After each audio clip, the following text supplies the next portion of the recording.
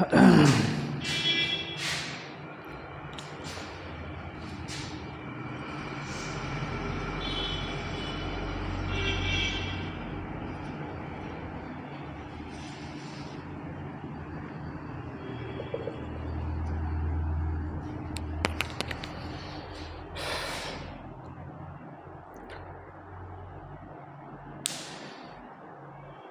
आज हम लोग क्या पढ़ने वाले हैं?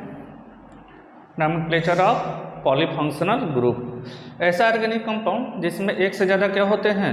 फंक्शनल ग्रुप होते हैं, उसको क्या बोलते हैं? पॉलीफंक्शनल ग्रुप बोलते हैं। क्लियर है? ऐसे ऑर्गेनिक कंपाउंड जिसमें क्या हो, एक से ज़्यादा फंक्शनल ग्रुप हो, उसको क्या बोलते हैं? Polyfunctional group. देखो, जब कभी पॉलीफंक्शनल ग्रुप का नॉमेनक्लेचर करना हो, ठीक है, तो उसमें से जो एक फंक्शनल ग्रुप हमारा होता है वो मेन फंक्शनल ग्रुप होता है, ठीक है ना, जो हायर प्रायोरिटी पे होता है। अब फंक्शनल ग्रुप की प्रायोरिटी क्या होती है, तो मैंने अपने सेकंड या फर्स्ट लेक्चर में बता रखा है। फर्स्ट लेक्चर में बता रखा कि वो मैंने आपको एक चार्ट बनवाया था जिसमें हमने सारे फंक्शनल ग्रुप के प्रीफिक्स और सफिक्स बताए थे, और वो भी किसमें? डिक्रीजिंग ऑर्डर ऑफ प्रायोरिटी में। ठीक है, तो ऐसे फंक्शनल ग्रुप जिनकी जो क्या होते हैं, प्रायोरिटी सीरीज में ऊपर होते हैं, वो किसकी तरह बिहेव करते हैं? मेन फंक्शनल ग्रुप की तरह, और बाकी फंक्शनल ग्रुप किसकी तरह बिहेव करते हैं? सब्स्टिट्यूट की तरह। ठीक है ना। तो इसमें हम एक दो पॉइंट लिखेंगे, ज़्यादा नहीं लिखेंगे। क्लियर है? तो क्या लिखेंगे? The functional group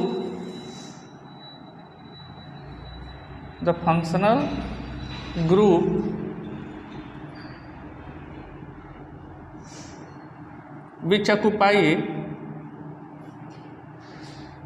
the functional group which occupy at higher priority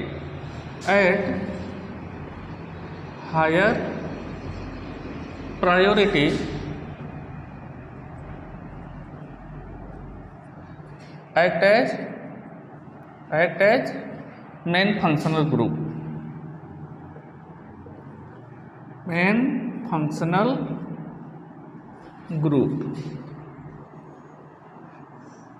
and the rest are act as substitute। बाकी किसकी तरह बिहेव करते हैं? सब्स्टिट्यूट की तरह। ठीक है, और जो हमारा प्रायोरिटी सीरीज में क्या होगा, टॉप पे होगा, वो किसकी तरह बिहेव करेगा? मेन फंक्शनल ग्रुप की तरह बिहेव करेगा। एग्जाम्पल के लिए देख लीजिए कि हमने एक कंपाउंड ले लिया CH3 CHOH COOH। अब देखिए, इसमें दो फंक्शनल ग्रुप है। कौन कौन से फंक्शनल ग्रुप है? एक तो हमारा कार्बोक्सिलिक एसिड है और दूसरा एल्कोहल है। इसमें एक क्या है? कार्बोक्सिलिक एसिड, और सेकंड वन इज एल्कोहल। तो जो हमारा कार्बोक्सिलिक एसिड है, ठीक है ना, ये प्रायोरिटी सीरीज में क्या है? ऊपर में है।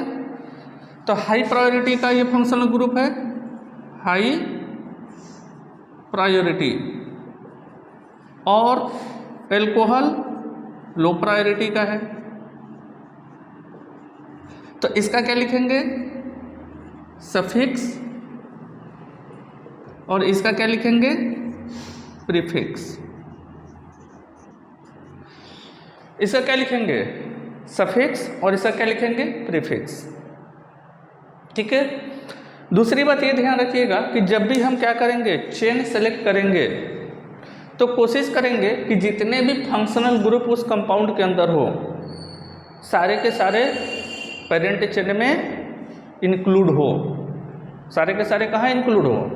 पेरेंट चेन में इंक्लूड हो। कोशिश हम ये करेंगे। ठीक है ना। तो नेक्स्ट पॉइंट क्या लिखेंगे? Maximum possible functional group, maximum possible functional group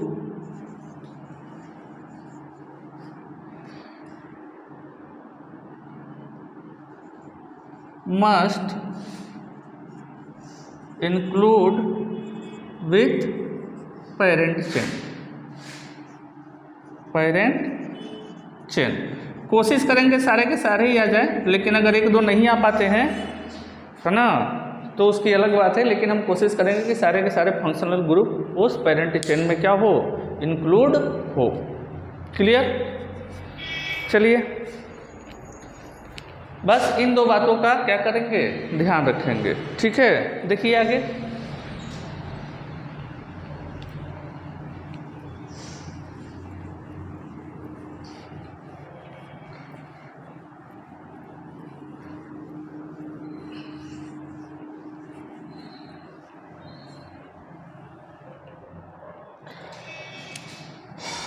example के लिए देख लीजिए, जो अभी हमने आपको बताया था CH3 CHOH और COOH। ठीक है, this is the carboxylic acid और दिस इज द एल्कोहल। ये हाई प्रायोरिटी पे, ये लो प्रायोरिटी पे है। हमारा पेरेंट चेन क्या हो जाएगा, सीधे सीधे पेरेंट चेन हो जाएगा। नंबरिंग कहाँ से करेंगे, यहाँ से करेंगे। क्यों? क्योंकि हमारा क्या है, ये मेन फंक्शनल ग्रुप है। तो जब मेन फंक्शनल ग्रुप ये है तो हम नंबरिंग कहाँ से करेंगे, यहाँ से करेंगे। तो 1 2 3 1 2 3। सेकंड पोजीशन पे क्या लगा है, OH लगा है। तो जब सेकंड पोजीशन पे OH लगा है तो इसको क्या लिखेंगे, 2 हाइड्रोक्सी। इसका क्या लिखेंगे, सब्स्टिट्यूट हो गया। कितने कार्बन का पेरेंट चेन है, 3 कार्बन का है। तो 3 कार्बन के लिए वर्ड रूट क्या हो जाएगा, प्रोपेन। और इस पर्टिकुलर के लिए ओइक एसिड, इसका सफिक्स क्या हो जाएगा, ओइक एसिड। तो इसका नाम क्या हो जाएगा, 2 हाइड्रोक्सी प्रोपेनोइक एसिड। क्लियर है?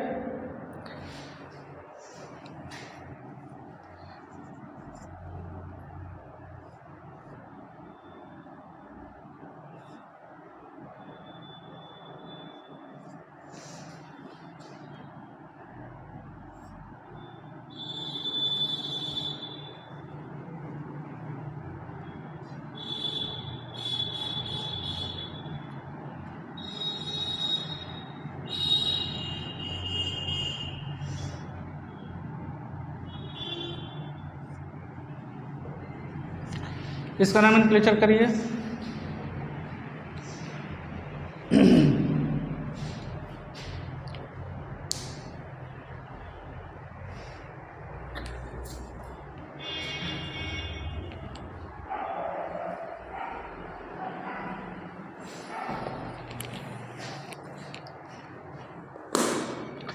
हो गया ये? हाँ, देखो, this functional group is amide. ये हमारा फंक्शनल ग्रुप क्या है, अमाइड। ये हमारा क्या है, एल्कोहल। और ये क्या है, कीटोन। देखो पहले फंक्शनल ग्रुप देख लेते हैं। This one is amide, this one is alcohol, this one is ketone. ये कीटोन, ये एल्कोहल और ये अमाइड। अब बताओ इन तीन में प्रायोरिटी सीरीज में कौन ऊपर है, अमाइड प्रायोरिटी सीरीज में ऊपर है। तो इसका क्या लिखेंगे, सफिक्स। और इसका सफिक्स क्या होता है, अमाइड होता है। बोलो, एल्कोहल का अब बाकी जितने फंक्शनल ग्रुप बच गए इनका हम क्या लिखेंगे, प्रीफिक्स लिखेंगे। तो बताओ एल्कोहल का प्रीफिक्स जो होता है वो क्या होता है, हाइड्रोक्सी। और कीटोन का जो प्रीफिक्स होता है वो क्या होता है, ऑक्सो। इसकी नंबरिंग कर लें तो 1 2 3 4 5 6, ठीक है ना। ये हमारा कौन सा सब्स्टिट्यूट है, मेथिल। ठीक। अच्छा देखो, नोमेनक्लेचर भी किस में करते हैं, अल्फ़ाबेटिकल ऑर्डर में, along with position, along with position. जरा देखो इधर, H पहले आता है तो सबसे पहले क्या लिखेंगे, 2 हाइड्रोक्सी, 2 हाइड्रोक्सी। अब K और M में पहले कौन आता है, के और एम में पहले कौन आता है? के, ठीक है ना। तो क्या लिखेंगे? 4 ऑक्सो, ठीक। फिर क्या लिखेंगे? 3 मेथिल,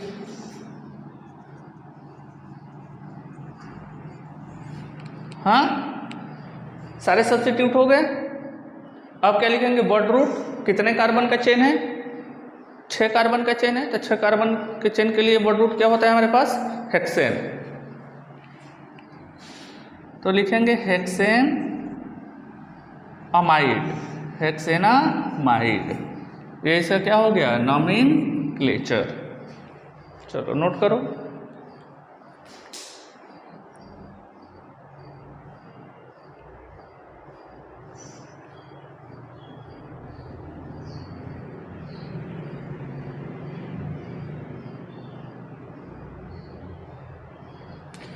अरे एक मिनट, वेट। एम पहले आता है। देखो सॉरी, देखो एम पहले आता है, वो बाद में आता है, ठीक है ना। तो क्या लिखेंगे? 3 मेथिल, हम के सोच रहे थे कीटोन। 3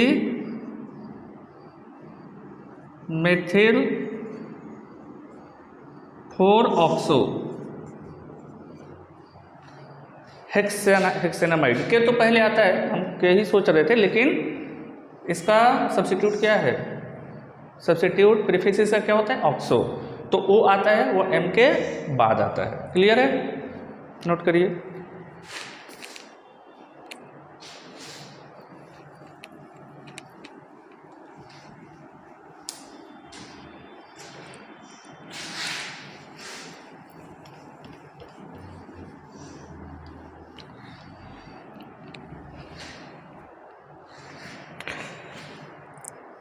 देखिए क्या होता है कि कुछ ऐसे फंक्शनल ग्रुप होते हैं जिनका हम केवल क्या लिखते हैं? सब्स्टिट्यूट लिखते हैं। वो कभी भी मेन फंक्शनल ग्रुप की तरह बिहेव नहीं करते हैं, ठीक है, और ना ही उसका कभी हम सफिक्स यूज करते हैं, ठीक। तो कुछ ऐसे फंक्शनल ग्रुप जिनका हम ऑलवेज का यूज करते हैं प्रीफिक्स, उसका सफिक्स नहीं होता है, ठीक। देख लेते हैं ऐसे फंक्शनल ग्रुप कौन कौन से हैं। तो some functional group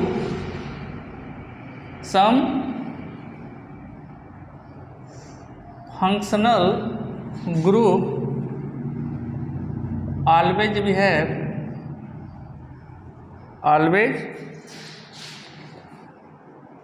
behave as substitute।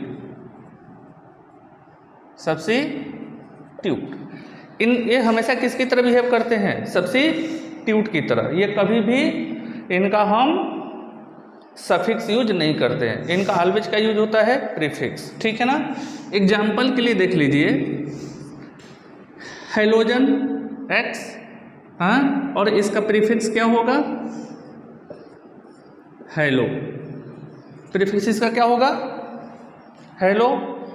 Where X is equal to क्या हो सकता है? फ्लोरीन, क्लोरीन, ब्रोमीन और आयोडीन। क्लियर? जैसे हम यूज करते हैं NO2, जैसे हमने क्या यूज कर दिया? NO2, तो इसका प्रीफिक्स क्या होता है? नाइट्रो। इसका प्रीफिक्स क्या होता है? नाइट्रो। अच्छा देखो, अगर यहाँ बात करें इसके आगे, अगर कार्बन की चेन अटैच है ये इसके इधर, तो देखो R से डायरेक्ट नाइट्रोजन अटैच हो सकता है। बोलो, R से डायरेक्टली क्या अटैच हो सकता है? Nitrogen atom. तो इस केस में हम इसको लिखते हैं N नाइट्रो। इस केस में हम इसको क्या लिखेंगे? N nitro. लेकिन अगर कार्बन से ऑक्सीजन अटैच है,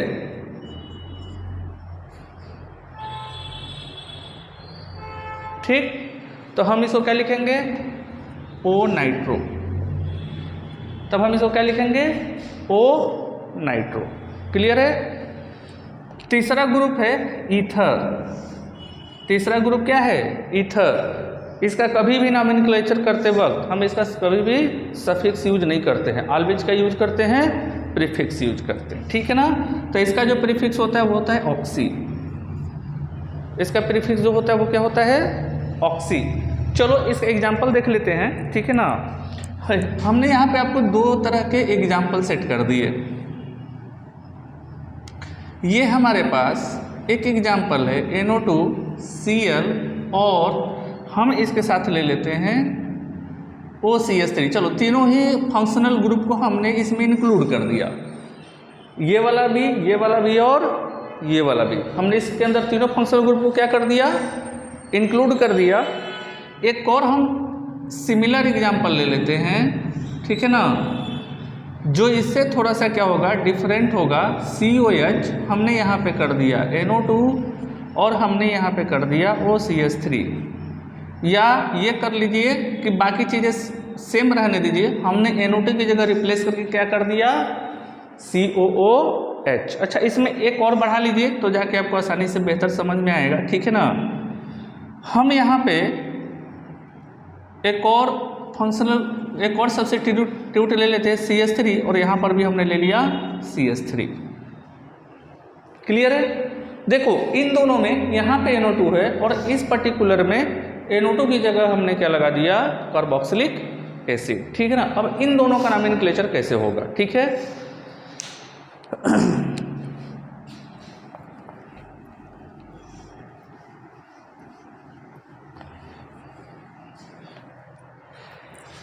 देखो इस पर्टिकुलर का अगर हमें नॉमेनक्लेचर करना है तो ये बताओ, ये भी सब्स्टिट्यूट, ये भी सब्स्टिट्यूट, ये भी सब्स्टिट्यूट, ये भी सब्स्टिट्यूट, इसमें सारे के सारे फंक्शनल ग्रुप किसकी तरह बिहेव कर रहे हैं, सब्स्टिट्यूट की तरह। इसमें जरा देखो कार्बोक्सिलिक एसिड सब्स्टिट्यूट की तरह बिहेव नहीं करता है ना, ये किसकी तरह बिहेव करता है, मेन फंक्शनल ग्रुप की तरह। तो इसको हम क्या यूज करेंगे, सफिक्स। क्लियर है ना। अब देखो ऐसे सारे फंक्शनल ग्रुप जो हमेशा किसकी तरह बिहेव करते हैं, सब्स्टिट्यूट की तरह, तो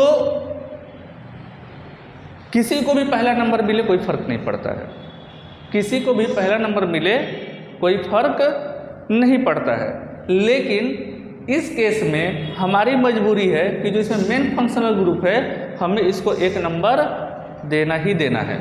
तो इस केस में हम क्या करेंगे, एक नंबर इसको देंगे, ठीक है ना, भले हमारी चेन बड़ी हो जाए। क्लियर है। तो देखो एक नंबर अब हमको इसको देना है। अब काउंटिंग आप इधर से कर लीजिए या फिर इधर से कर लीजिए, पोजीशन ऑलवेज क्या रहेगा, सेम रहेगा। करके देखो तो हमने कार्बोक्सिलिक एसिड को क्या नंबर दिया, 1 नंबर दिया, हाँ। तो 1 अगर इधर से नंबरिंग करते हैं तो 2 3 4 5 6 इसके अंदर लिख लेते हैं, ठीक है ना। 2 3 4 5 और 6 लोएस्ट सम रूल अप्लाई कर लीजिए।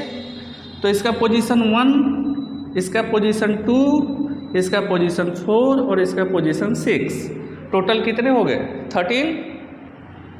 13 हो गए ना जी, हाँ। इधर से भी करके देख लीजिए आपको क्या पोजीशन मिल रहा है। ये जरूर अप्लाई किया करिए लोएस्ट सम रूल, क्योंकि कभी कभी गलत हो जाता है ना।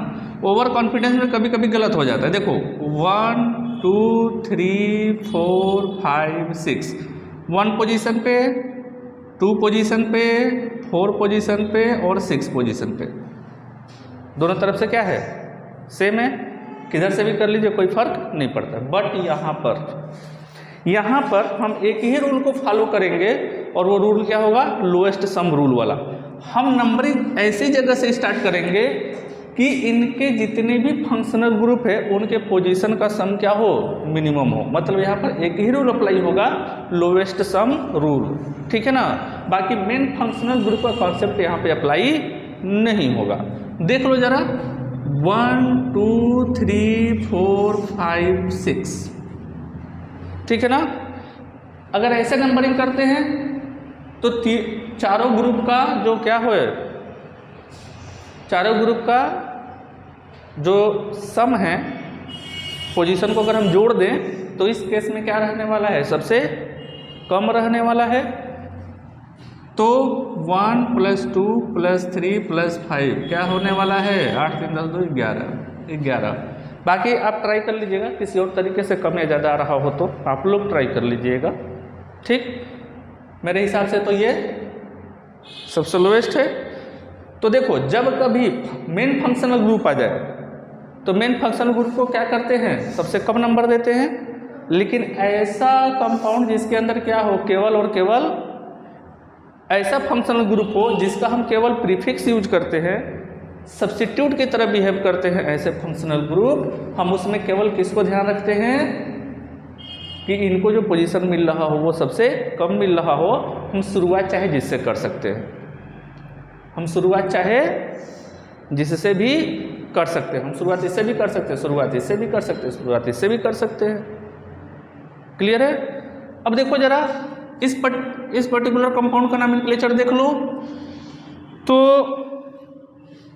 क्लोरीन का वो प्रीफिक्स क्या होता है?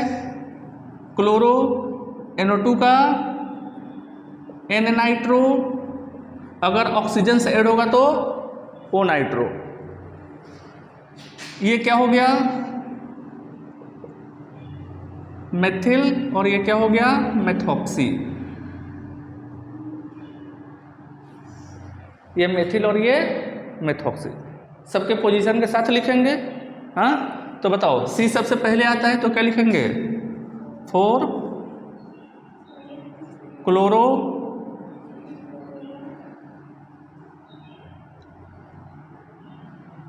ठीक, उसके बाद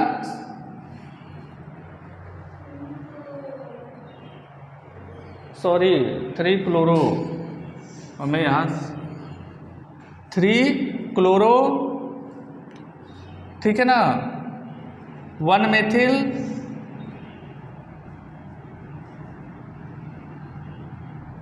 5 मेथॉक्सी,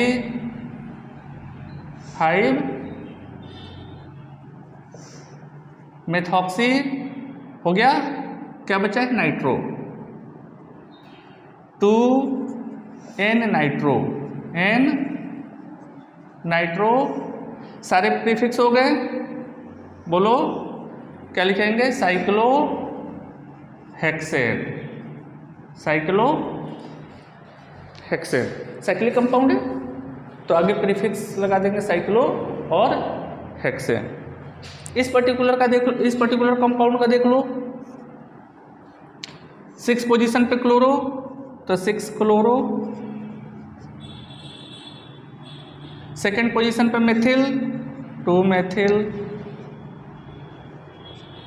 4 पोजीशन पे मेथॉक्सी, 4 मेथॉक्सी।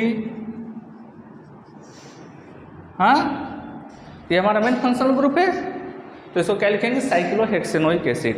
क्या लिखेंगे? साइक्लोहेक्सेन।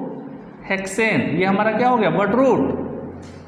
और कार्बोक्सिलिक एसिड के लिए सफिक्स क्या होता है? Oic acid. तो इसको क्या लिखेंगे? Oic acid. नोट करिए।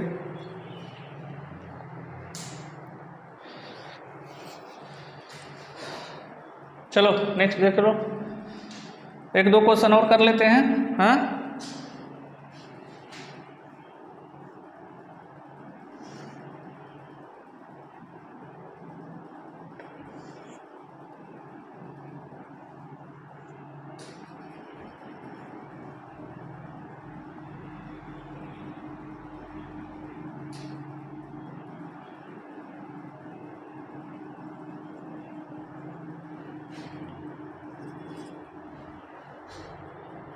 करते रहिए आप लोग।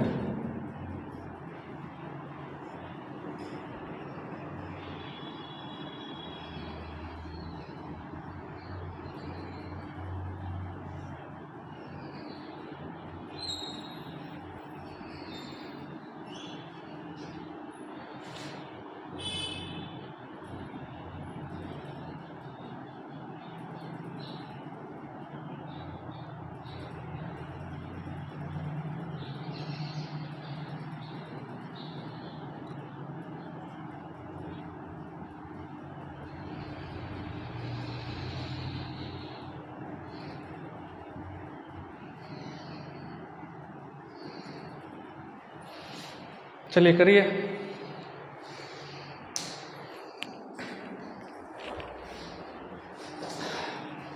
बताइए इस पर्टिकुलर कंपाउंड में मेन फंक्शनल ग्रुप क्या है? बोलो। Carboxylic acid. गुड। नंबरिंग किधर से करें? फ्रॉम दिस साइड और from this side? This side है ना। तो 1 2 3 4 5 इस साइड से क्यों नहीं? इस साइड से क्यों नहीं?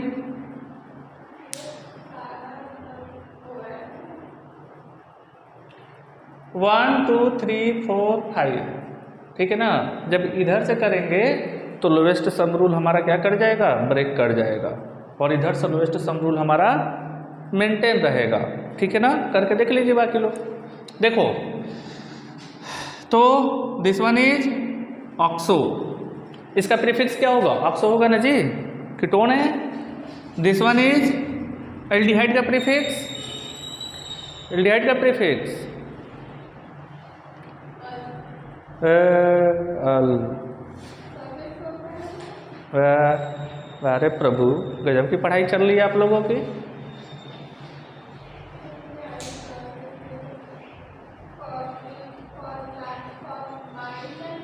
फार्मिल। गधा गधा नहीं, तुम लोग गधे तो हो ही। मुर्गी बनाना पड़ेगा यहाँ पे सब लोगों को। हाँ चलो कोई बात नहीं। सो क्यूट स्माइलिंग फेस, है ना। ओ पहले आएगा कि एफ? एफ पहले आएगा। एबीसीडी आती है ना। 3 फॉर्मिल, 3 फॉर्मिल, हाँ। 2 ऑक्सो, 2 ऑक्सो। सब्स्टिट्यूट कहानी खत्म। अब क्या लिखेंगे? Word root. तो वर्ड रूट के पहले क्या लगाएंगे? Prefix cyclo, cyclopentane, cyclopentane. अब देखो इसके लिए ओइक एसिड और इसके लिए इन, लेकिन ये कौन सी पोजीशन पे है? 4th पोजीशन पे है। तो इसको क्या लिखेंगे? 4 इन, और इस पर्टिकुलर के लिए oic acid, oic acid. Clear है ना। इधर देखिए, इस ऑर्गेनिक कंपाउंड में, ठीक है ना, जो हमारा मेन फंक्शनल ग्रुप है that is the carboxylic acid. ये हमारा क्या है? Carboxylic acid. तो चेन और नंबरिंग की शुरुआत यहीं से होगी। क्यों? क्योंकि बाबूजी यहाँ बैठे हैं, ठीक है। भाई प्रायोरिटी सीरीज में सबसे टॉप पे है ना। तो ये हमारा क्या हो जाएगा? पेरेंट चेन की बात करें तो ये हमारा हो जाएगा पेरेंट चेन। क्लियर है। चलो फर्स्ट नंबर किसको देंगे? कार्बोक्सिलिक एसिड को। तो 1 2 3 4 5 6, बताओ कितने कार्बन का पेरेंट चेन होगा? कितने कार्बन का पेरेंट चेन होगा इसमें? हाँ 6 यहाँ पे हो गया, 7, ये 7 कर दें। मतलब इडियट पंथी की भी हद होती है। मूवी आई थी पागलपंथी, हमारे क्लास में चलता है इडियट पंथी। यहाँ एक कार्बन है, यहाँ पे आपको लोगों को 2 कार्बन नहीं दिख रहा है। हाँ तो ये पेरेंट चेन ये हो जाएगा, और 6 2 8 कार्बन का पेरेंट चेन होगा। सावधानी हटेगी तो दुर्घटना घट जाएगी। इंसान की फितरत होती है हमेशा शॉर्टकट देखना, सीधे देखना, टेढ़े मेढ़े नहीं देखना चाहता। अरे C2H5 है तो ये CH2CH3 है, इसमें 2 कार्बन है। क्लियर। देखो जरा, अब यहाँ पे आपको प्रीफिक्स क्या क्या दिख रहा है? हाइड्रोक्सी दिख रहा है ना जी, दिस वन इज मेथिल। बस दो ही सब्स्टिट्यूट है ना, हाँ 2 ही सब्स्टिट्यूट है ना जी। अरे बोलो हाँ या ना, हाँ ये कहाँ गया ससुरारी, ये भी तो मेथिल है।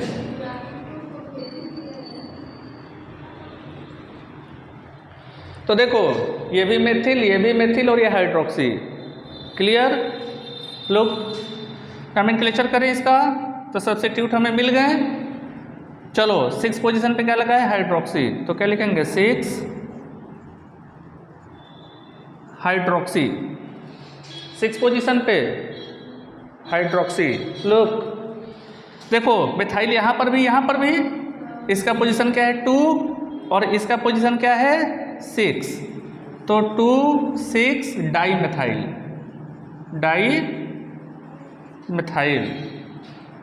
क्लियर है? चलो प्रीफिक्स की कहानी खत्म। अब क्या लिखेंगे, वर्ड रूट 8 कार्बन का चेन है, तो क्या लिखेंगे ऑक्टेन। ठीक है ना?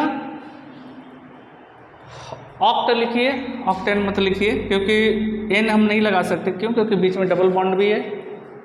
हाँ देखो 3rd पोजीशन पे डबल बॉन्ड, तो ऑक्ट 3 इन। और कार्बोक्सिलिक एसिड के लिए ओइक एसिड।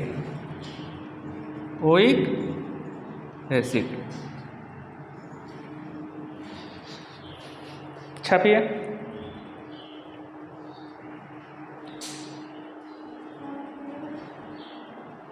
ठीक हो गया। चलिए कल की क्लास में हम लोग पढ़ने वाले हैं रिएक्शन मैकेनिज्म। अभी आइसोमेरिज्म थोड़े टाइम के लिए छोड़ेंगे। क्यों? क्योंकि टाइम बहुत ज़्यादा है नहीं, और कोर्स है बहुत बड़ा। तो पहले हम कल चालू करेंगे क्या, रिएक्शन मैकेनिज्म। एक बार रिएक्शन मैकेनिज्म पढ़ लें, तो उसके बाद क्लास 12th का क्या करेंगे, कंप्लीट करेंगे। ठीक है।